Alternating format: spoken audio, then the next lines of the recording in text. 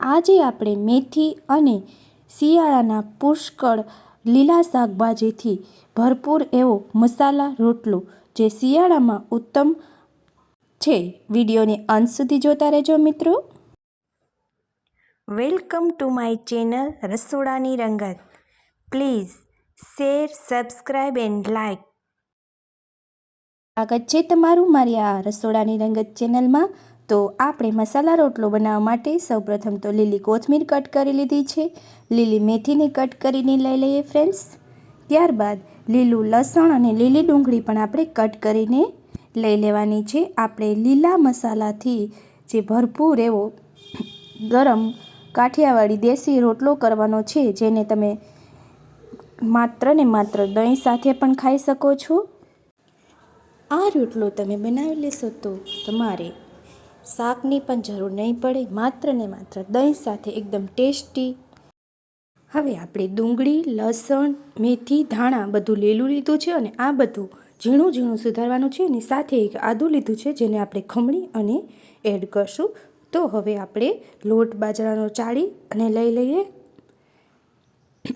ચાળેલા લોટને પાણીમાં એડ કરી અને આપણે એને બધા મસાલા છે, લીલું લસણ, લીલી ડુંગળી, લીલા ધાણા, મેથી એ બધું આપણે એડ કરી દેવાનું છે.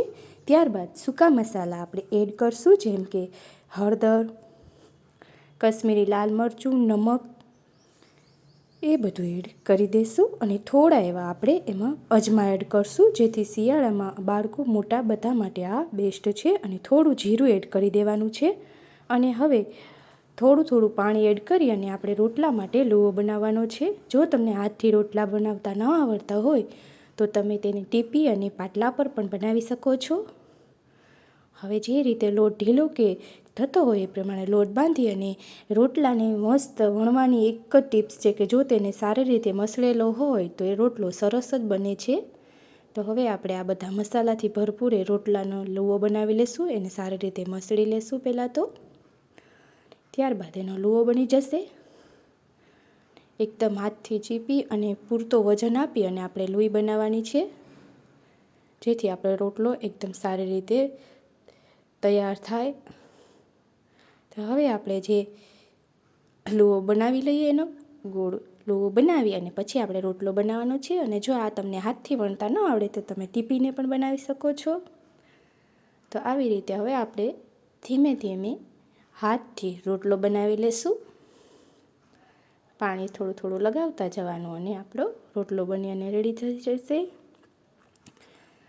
જે લોકો હજુ રોટલો ક્યારેય ટ્રાય ન કરી હોય એના માટે આ વસ્તુ અઘરી પડે છે, પરંતુ ફ્રેન્ડ્સ આ પ્રેક્ટિસની વાત છે. થોડો સમય તમે રોટલા જ્યારે બનાવતા હોય, કાઠિયાવાડીના ઘરે તો રોજ બનતા હોય છે, એટલે ઇઝીલી આવી રીતે રોટલા બનાવી અને પછી હવે આને આપણે પકાવી લેવાનો છે.